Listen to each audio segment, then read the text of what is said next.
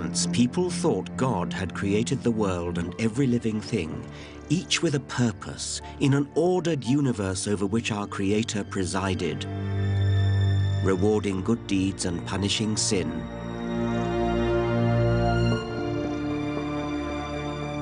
Charles Darwin's theory of evolution by natural selection blew a hole in this comfortable explanation of life and faced us with a blindingly obvious yet disturbing truth. Humans don't have dominion over animals. We are animals. We're the fifth ape. But even Darwin hesitated to say this out loud. It throws into question our trust in our fellow human beings. Are our morals and manners just a veneer? Since a struggle for existence drives evolution, why don't we humans run an entirely dog-eat-dog world? How about genocide and ethnic cleansing? Are they some kind of survival strategy? In this program, I want to confront the issue that Darwin skirted around in The Origin of Species, the evolution of human beings. I want to ask what it means for us to be evolved. The question is more urgent than ever. Increasingly, religious people and others attack Darwinism for, in their view, excusing selfishness and barbarism. Throughout my career, I've wrestled with how to reconcile my liberal values with what Darwin revealed to be the pitiless war of nature. So now I'm going to take you into the Darwinian heart of darkness and look for answers and for hope. Natural selection is the driving force of our evolution, but that doesn't mean that society ought to be run on Darwinian lines. As a scientist, I'm thrilled by natural selection, but as a human being, I abhor it as a principle for organizing society.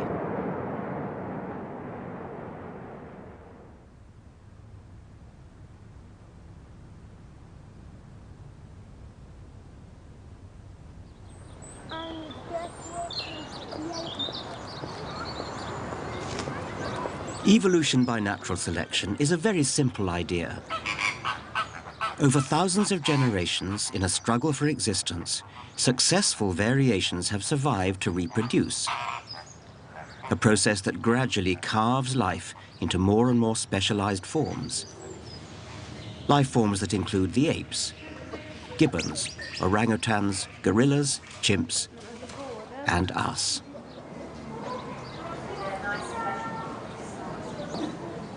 Here at London Zoo, back in the 1830s, the arrival of the first apes outraged polite society. Queen Victoria, for one, found them painfully and disagreeably human. But another visitor was spellbound. The young Charles Darwin saw the unmistakable truth staring back at him from the other side of the cage. The uncanny familiarity of ape hands and the humanity we seem to glimpse in their eyes was for Darwin further evidence to support the idea of evolution, that all life was related. The African apes, he realized, were our closest evolutionary cousins.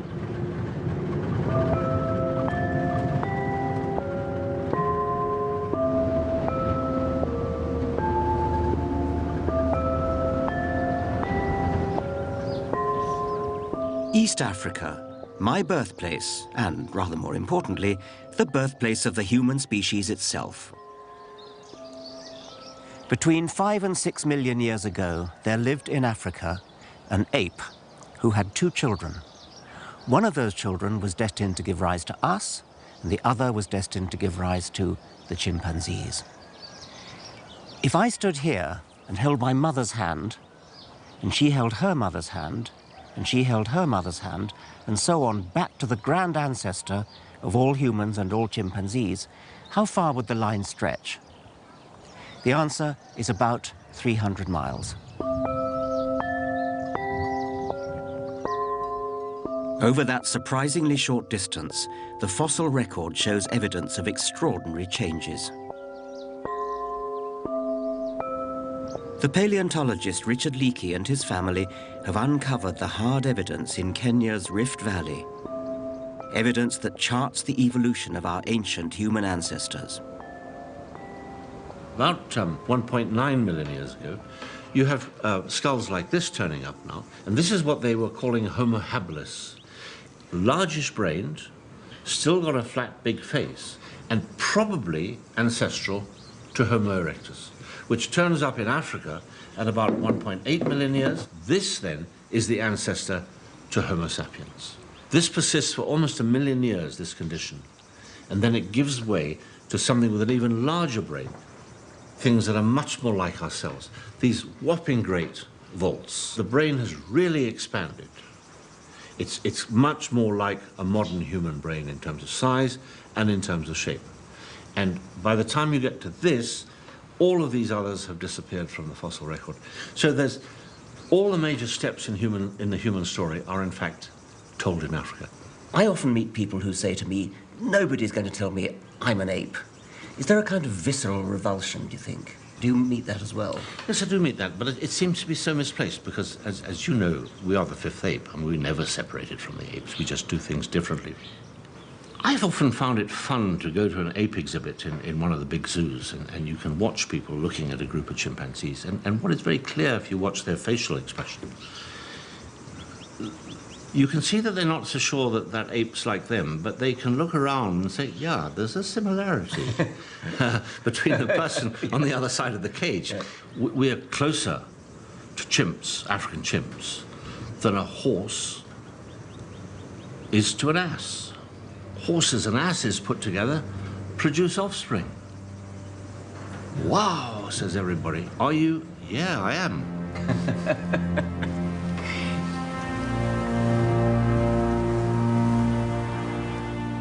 It's an unsettling thought. In evolutionary terms, we're so closely related to chimps that it's not ridiculous to ask whether we might still be able to breed with them. We're the human animal, upright, big-brained ape cousins who evolved to outthink the competition. As a biologist, I've wondered at the challenging implications of this, what it tells us about human society now. But over half the people on Earth are so horrified by what Darwinism reveals about our origins, they just refuse to believe it. I'm an ape. Yeah. Are you an ape? No, I'm not. I'm a human being.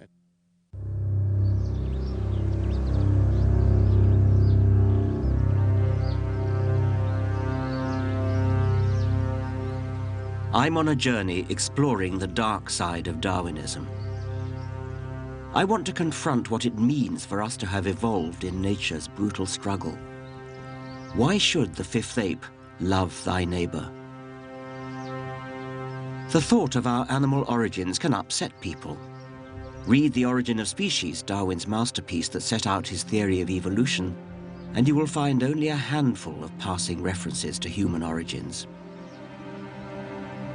That man was made in God's image, having dominion over the animals, defined what it meant to be human.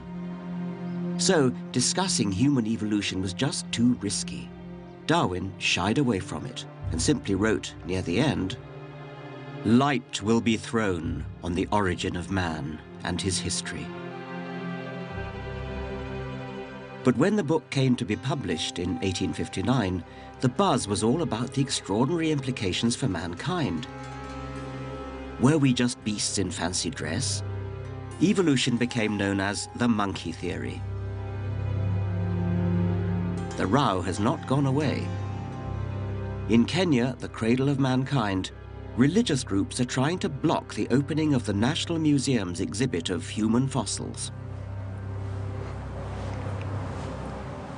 The fossil record of human ancestry has a particular fascination.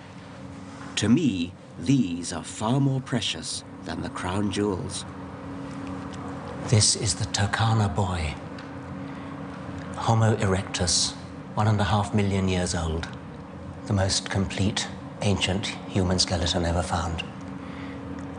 It's one of the most precious relics in any museum, anywhere in the world. It would be an enormous pity if there were any pressure not to allow it to be seen.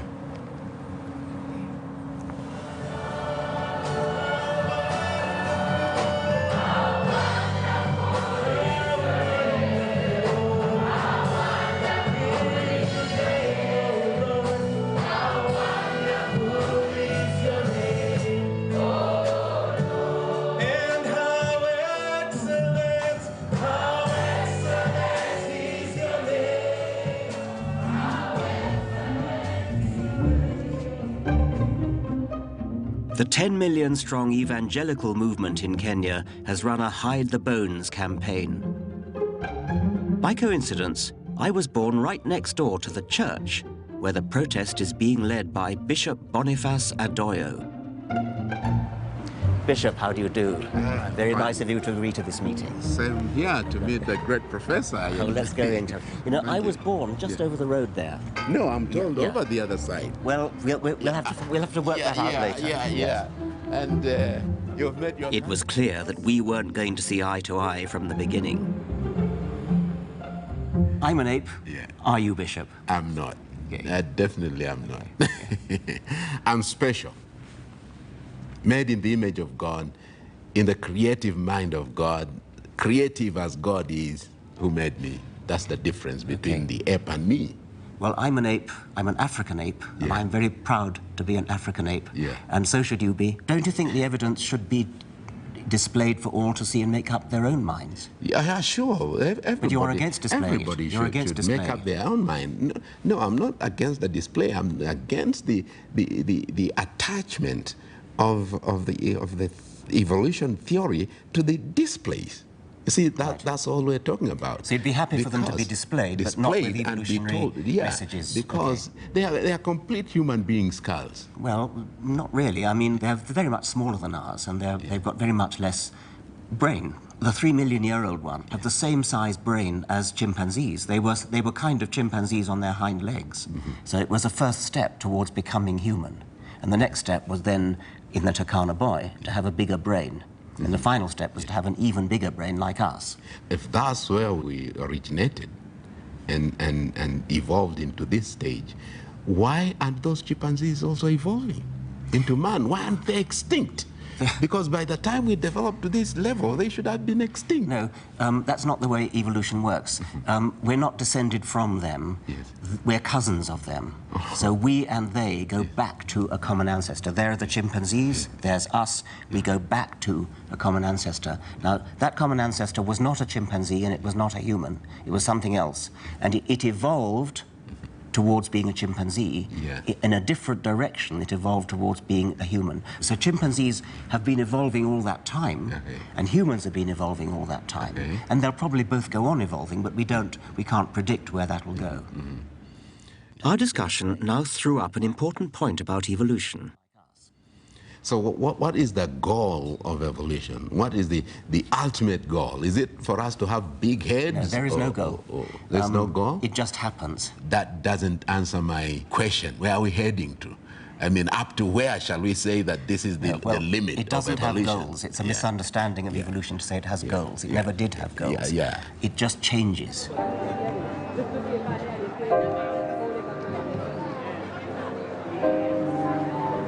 This is crucial. To understand evolution by natural selection, you have to grasp that it is not a grand scheme with goals. It's a harsh, unguided process which simply favors those that are most successful at passing on their genes. It has no morality or purpose. And we humans are just one of its products.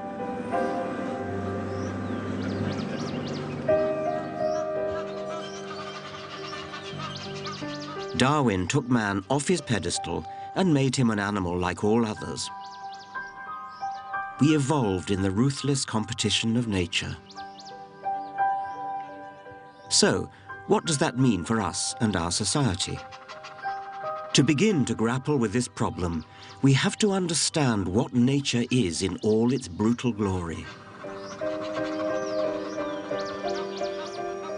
It looks like nature in harmony. Actually, as Darwin realized, there's a struggle out there.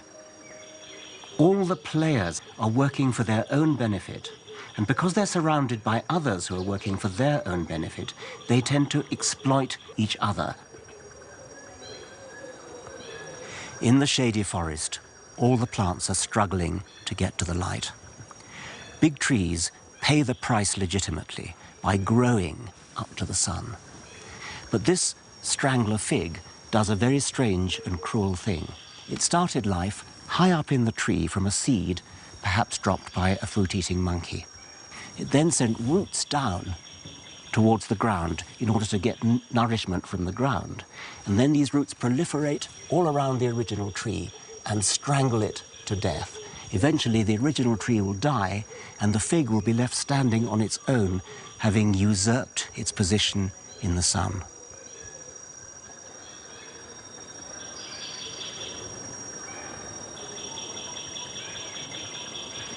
The bitter struggle for survival in nature has been the dynamic force that has driven the evolution of life.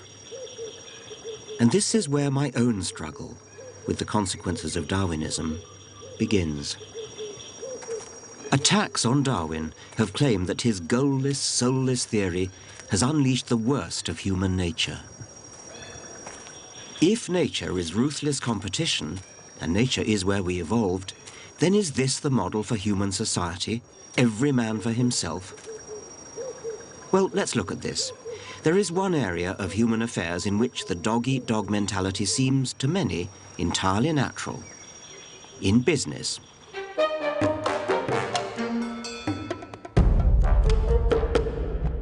Certain elements of business have always loved what they perceive as Darwin's message. The strong must survive, the weak perish. Here is apparent justification for unrestrained capitalism and denying help to the poor. Several of the great entrepreneurs of the early 20th century, the so-called robber barons like the oil tycoon John D. Rockefeller, were unashamed social Darwinists. They believed human progress would be delivered by modeling business and society on nature, on the unceasing struggle of the jungle. Today, the giants of the oil industry stand as monuments to Rockefeller, the architect of our business age. Social Darwinism is still with us. In the 1990s, the American energy company Enron ran a kind of nasty Darwinian experiment, lining up 15% of the least fit of their workforce to be fired each year. It didn't end well. Enron selected not necessarily the best, but the most ruthless individuals who turned a blind eye to the widespread fraud that brought the company down in scandal. Ken Lay, Chairman and Chief Executive Officer, Enron. I've come to a convention of entrepreneurs in London to observe today's business animal up close. My best friend is a money broker in the city and has more money and knows what to do with, and he's offered me whatever I need. Okay, one thing's confusing me, and that is why you're here. Mark, good presentation. I suppose I should put my cards on the table. I don't like the recruitment industry generally. For a very long time, people have noticed the similarities between economic systems and biological systems, and particularly the notion of competition in both systems. When businesses compete, we can think of them as design. So you might have a design for a bank, a way to run a bank. And each of the banks along the high street will have a slightly different way of running a bank, a different design. And the evolutionary competition it's a competition for you walking down the high street to determine which bank will serve you best, which design suits your needs better than the others. So are we looking at corporate apes fighting for supremacy without compassion, teeth bared? I wonder if it's more posturing than reality. Do you think there's a risk of overdoing the Darwinian analogy? Yes, very much so. The press loves to play up company CEOs and entrepreneurs as these heroes, and in many ways they are. They work incredibly hard, make great sacrifices. But the myth is that they were these great visionaries, these people who could predict the future and drive an organization toward that future. The reality is economic systems, just like biological systems, are hugely complex. And being able to predict what's going to happen in the long term is extraordinarily difficult or even impossible.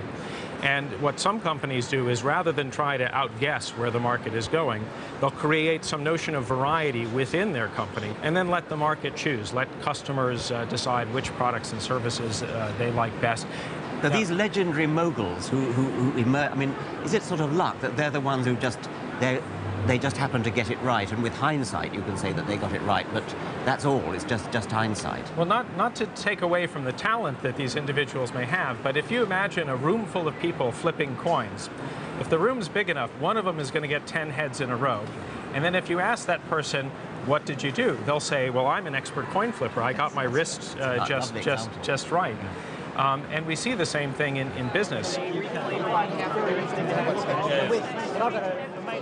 So, Darwinism in business seems to be little more than a metaphor, an analogy. It certainly doesn't provide a straightforward natural law for economic progress, as social Darwinists used to argue. But can Darwinism be applied to other areas of human affairs? What about taking back the reins of our own evolution? Don't copy nature, but control it. Speed up the elimination process. Once they have been born, defectives are happier and more useful in these institutions than when at large. But it would have been better by far if they had never been born. It's been tried before. The eugenics movement of the early 20th century aimed to stop the weak procreating through compulsory sterilization of the unfit. Eugenics seeks to apply the known laws of heredity so as to prevent the degeneration of the race and improve its inborn qualities. Here was a slippery slope down to a nightmare. At its worst, eugenics became a dark tribal vision, ultimately used to justify ethnic genocide in Nazi Germany, with horrific echoes in Bosnia and Rwanda. I feel strongly that the barbarism that was the culmination of eugenics in the 20th century was atrocious. But it's important to say eugenics is not Darwinism. Eugenics is not a version of natural selection. Hitler, despite popular legend, was not a Darwinist.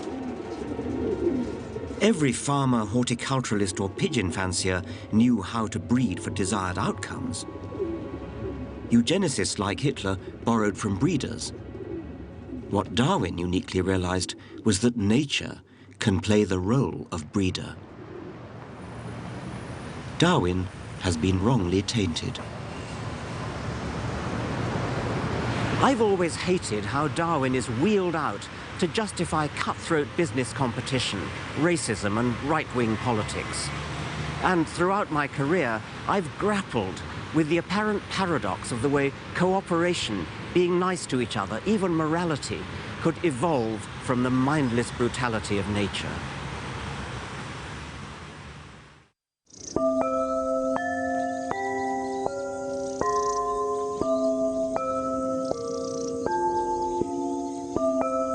Charles Darwin argued in Origin of Species that evolution of life on Earth had been driven by a brutal struggle for existence. Natural selection can seem bleak for many biologists. Certainly nature can be pitiless and cruel. But I've been intrigued by what appear to be acts of kindness in nature. Warning cries, huddling for warmth and comfort, and mutual grooming. Animals like these are displaying what we call altruism. They're giving something to another at a cost to themselves.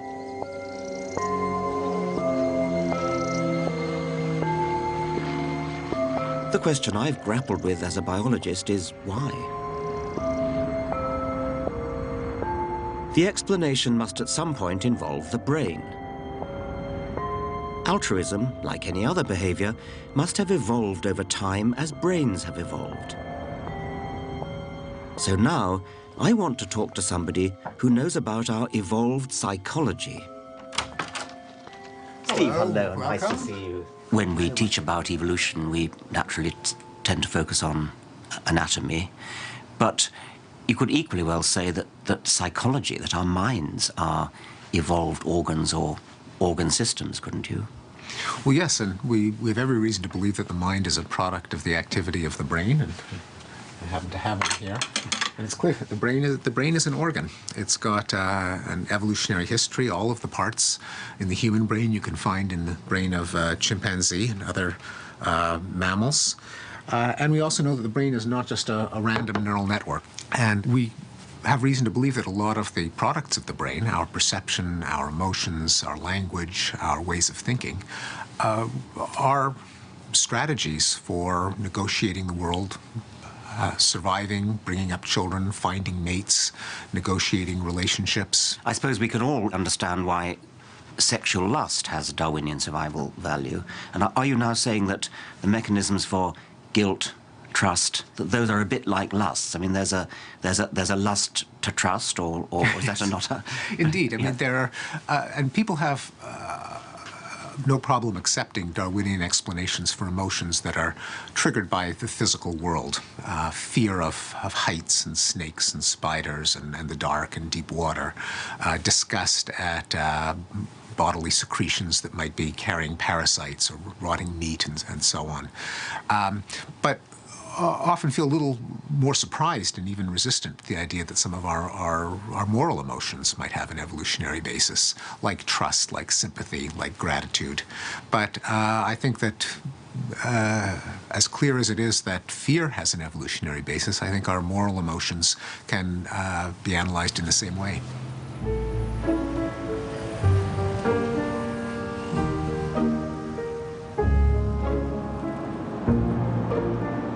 I think Steven Pinker is right, and that we do have an evolved morality. But I also understand why there is resistance to the idea. Why would the genes for the parts of the brain that involve giving at a cost to oneself be inherited in nature's brutal struggle for existence? To explore this, I want to look at another case where individual survival doesn't appear to be the priority. A peacock's plumage is gorgeous, but it must get in the way of its own survival. It's easily spotted by predators, and its huge weight must hinder a quick escape. So why isn't the peacock's tail eliminated by natural selection? Charles Darwin was puzzled. "The sight of a feather in a peacock's tail whenever I gaze at it," he wrote, "makes me sick." But it was Darwin himself who hit upon the answer: sex. The peacock's tail is a burden to himself, but a boon to the genes that built it. Why? Because the tail wins sexual partners. Something about the peahen's brain is attracted to bright feathers and extravagant, maybe costly, advertisement. Peacock evolution has been shaped not just by individual survival, but by peahen brains. Peahens, in effect, selectively breed peacocks, as pigeon fanciers breed pigeons. Darwin defined this as sexual selection. Evolution, he now realized, wasn't just about which animals survived, but which could prevail in winning the favors of the opposite sex. The naked cowboy, keeping it real for you. The naked cowboy, you gotta do what you gotta do. There are two ways for an individual to pass its genes on to the next generation. You've got to survive, and you may have to be attractive to the opposite sex. A peacock is a walking advertising hoarding. A peacock's tail, with its eye spots, is like a walking neon sign.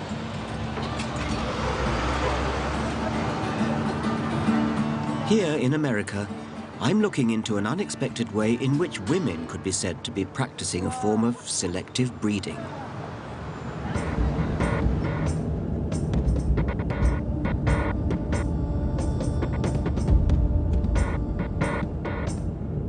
I'm going to meet some single women who, in the cold light of day, are choosing the attributes they want to mate with and hope to pass on to their children. Is it even possible that kindness, altruism, is one of the things they go for? Hi. Hello, you must be Stacy. Yes, I am. Welcome. I'm Richard. Very nice to meet you. Come in. And this is... These women want to become mothers through a sperm donor.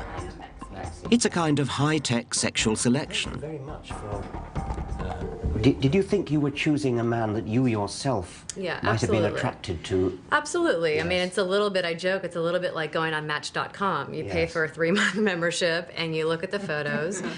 And, you know, I know some women that look at it that way. You know, you're looking for healthy, attractive, fit, and intelligent. So I would want those qualities for my child, the same qualities I would want in a partner. Right. They're appealing for people in general. Yes. At least that's how I look at it.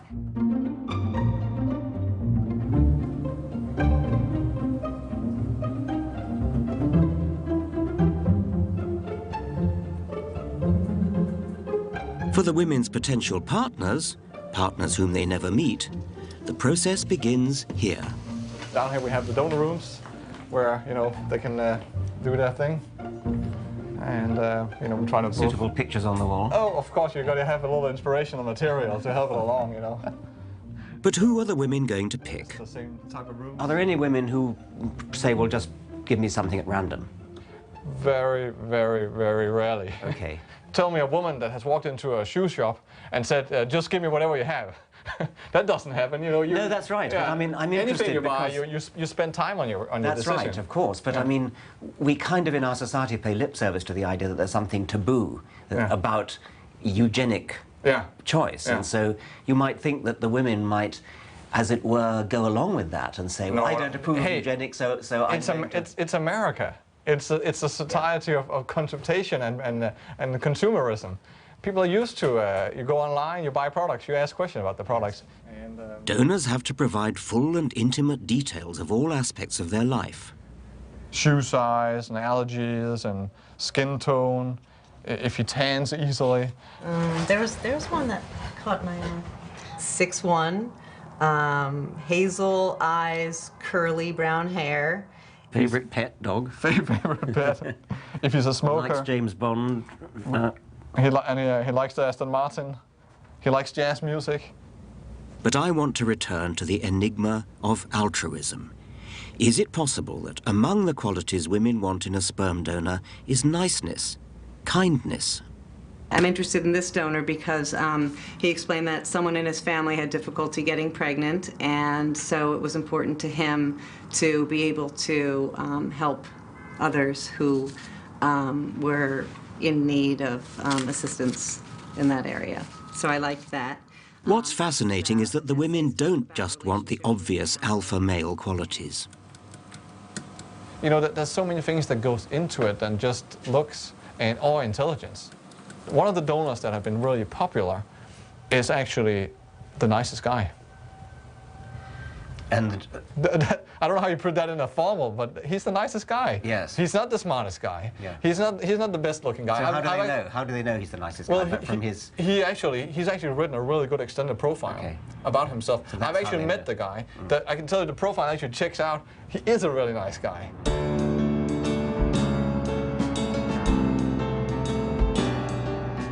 So what's going on here at a more fundamental level? This goes back to an old interest of mine. I became fascinated by the issue of how animals evolved to be nice when I started teaching biology at Oxford in the 1960s. This was barely 10 years after the structure of DNA in genes had first been cracked by Watson and Crick. And I was intrigued how the new science of genetics could help provide an answer to the puzzle of altruism. Genes are coded instructions that build every living thing, body and mind. They give rise to the distinctive family nose down through the generations. They dictate what color eyes you have. But such examples are just the outward and visible tip of the iceberg. Now here's the point. We organisms, you, me, an octopus, a forget-me-not, or a giraffe, are survival machines. We're vehicles for the genes that ride inside us, vehicles that are thrown away after we've handed the precious coded information on to the next generation through reproduction. Genes are copied from one generation to the next, on and on. So they, and they alone, are immortal. I advocate a kind of gene's eye view of nature. The genes that survive are the ones that consistently provide slightly longer necks, slightly keener eyes, or improve camouflage, and so help their vehicle to survive, and therefore pass those same genes on. The survival of the fittest really means the survival of genes, because it is only genes that really survive down through many generations. A gene that didn't look after its own interests would not survive. That's the meaning of the phrase, selfish gene. Okay, so how can selfish genes support kindness? If genes are striving selfishly to make more copies of themselves, how can a gene achieve this selfish objective by making its bearer behave altruistically? One part of the answer is kinship. An altruistic gene can spread through the population so long as the altruism is directed at other organisms that have the same gene. In other words, at family. So, selfish genes build parent animals who protect their young. In human terms, parents who'd rush into a burning building to save their children. This is called kin selection. The other part of the answer is reciprocal altruism. You scratch my back and I'll scratch yours. When animals live in groups where they encounter each other repeatedly, genes for returning favors can survive. Individuals sacrifice themselves for each other.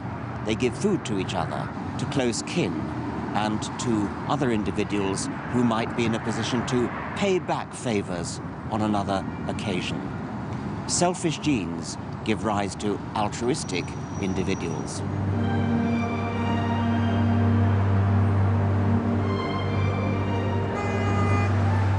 In the 70s, I wrote a book bringing these ideas together, called The Selfish Gene. The idea that altruism ultimately boils down to a survival game for genes raised hackles, but it's now widely accepted among biologists. But it's not the end of the story.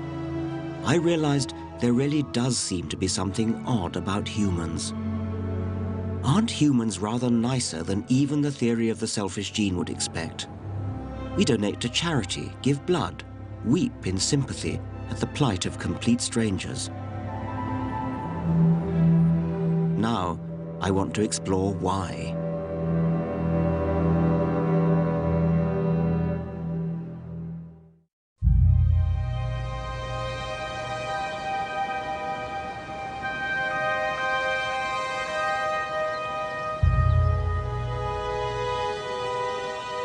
I've been struggling all my life with why people should be quite so kind and decent to each other. At first glance, it seems to go against the dog-eat-dog viciousness of Darwinism. To be sure, Darwinism was softened because it was in the selfish interests of genes to build altruistic animals. There are good genetic reasons for limited acts of kindness. But I can't help wondering, is this enough to explain the kindness of humans, or even chimpanzees? The Dutch primatologist Frans de Waal has been a critic of the selfish gene idea. He studies chimps. He believes that our closest living relatives exhibit empathy and moral concern that goes beyond the kin altruism and tit-for-tat of selfish genes. Let's say there's a big fight, someone loses the fight. Very often another one will go over to them, put an arm around them, try to calm them down, groom them. We call that consolation behavior, and actually that's common enough that you can collect data on it. De Waal has accused my work of promoting what he's labeled veneer theory. The idea that morals are a thin veneer on top of the inherent nastiness of our animal nature. Yeah, well, I think the reason I speak of veneer theory is because we've seen like 30 years of books published on how humans are not inherently kind, humans are deep down nasty, and if we are kind, it's only to make a good impression on each other, and if we are moral, it's just a little veneer over human nature. Yes. And I take opposition to that. My feeling is that the phenomena that we see, which you've described as empathetic, are phenomena which need explaining, and we're going to explain them. In my case, we're going to explain them in terms of selfish genes. Selfish genes are just as good at explaining altruistic behavior as they are at explaining selfish behavior. But maybe the problem is that it is certainly a self-promoting gene, and so the word selfish has a motivational content, of course, and I think that's where people sometimes get confused between, if we have selfish genes, that means that we must be selfish, and those things need to be kept apart. Well, they really do. I mean, it's a very unfortunate confusion, because most of the book is about altruistic behavior. Yeah. You know that in political ideology it has also been used. So, for example, what we call social Darwinism, which is very prominent in this country, in the US, is a sort of ideological streak which says, well, animals are not nice to each other, we humans should not be nice to each other. There's no reason, for example, to help the poor, because the poor need to help themselves, and if they cannot do that, then they perish, and that's fine too. I hate social Darwinism too. But that doesn't mean we should romanticize nature or not face facts when it comes to the genetic roots of altruism. I think altruism has been favored by kin selection in small groups in nature. But when it comes to humans, something special is going on. We've gone beyond kin selection. Our world now has been scaled up. We live amongst large, anonymous populations of strangers, not kin who share our genes, and not people who we might expect to return favors. And yet we still have a lust to be nice. The rule that's built into your brain says, be nice to everyone you meet.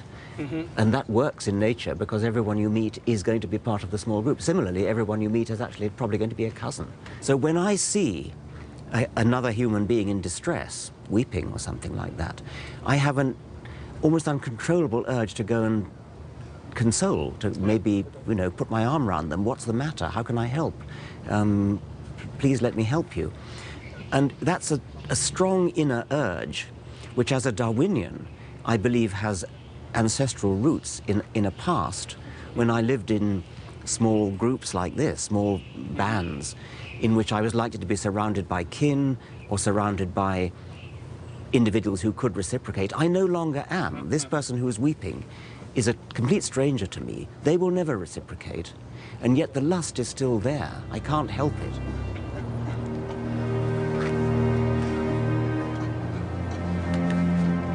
She lost it. She got it last time. I got another one. Keep her. Oh, brilliant.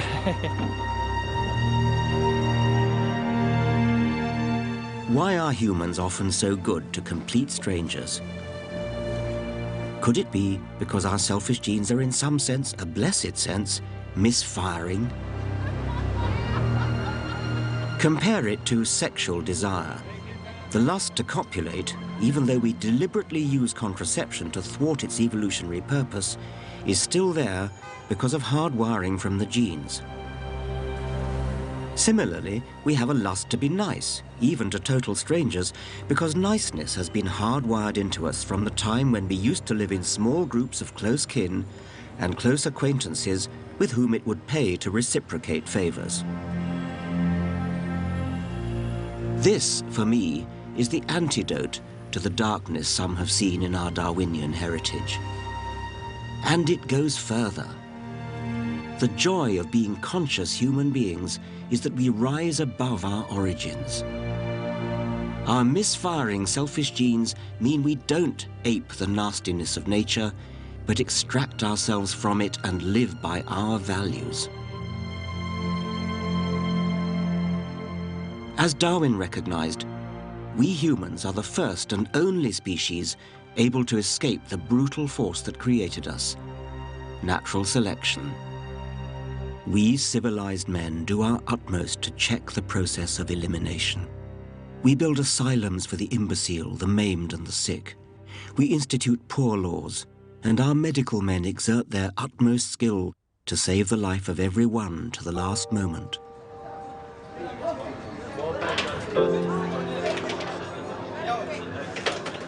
This is the 999 Club in London's East End.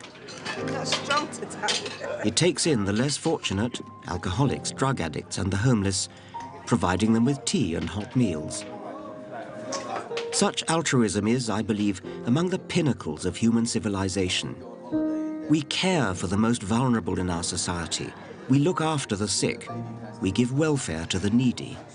Because I feel, which I've always felt, that they need something hot to warm them up. You know, when they've been out all night sleeping and they've got no, you know, and they've got no warmth in their bodies. And I just think if we only have a cup of soup. And what makes you feel the need to be so nice and so good?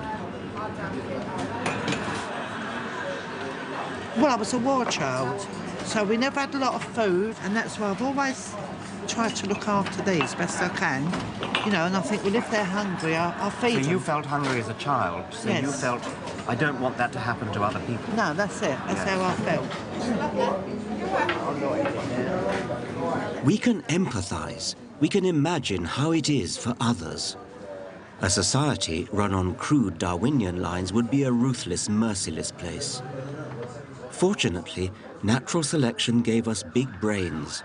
With those big brains, we can plan a gentler society, the sort of society in which we would want to live. Evolution has no purpose. There's no benevolence there, no forward planning. Some people find that disturbing, but there is a better way to think about it. We, alone on Earth, have evolved to the extraordinary point where we can understand the selfish genes that shaped us. They are not models for how to behave, but the opposite. Because we are conscious of these forces, we can work towards taming them.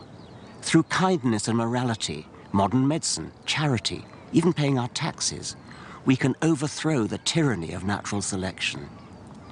Our evolved brains empower us to rebel against our selfish genes.